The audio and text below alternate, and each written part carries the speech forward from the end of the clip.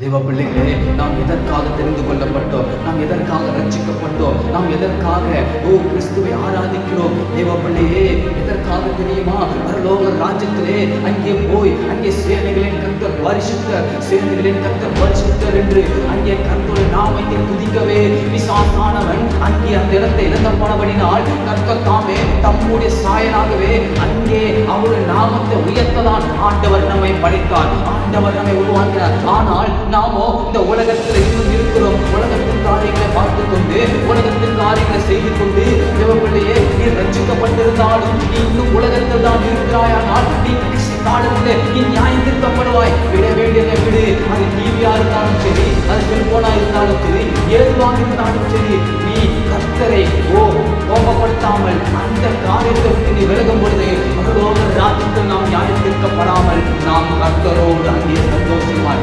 நித்தியமாய் வாழ்வோம். பரலோக ராஜ்யம் என்பது அது ஒரு சாதாரண காரியம் அல்ல, அது ஒரு இடுக்கமானதான் வாசல். அந்த வாசலை கண்டறிந்து அந்த வாசலுக்குள் பிரவேசிக்கிறவனே பரலோக ராஜ்யத்தில் பிரவேசிக்கப்படுவான். இவர்களே அங்கிருந்து ஆயத்தப்படு. இன்னும் சீக்கிரத்தில் நம் இயேசு வரப்போகிறார்.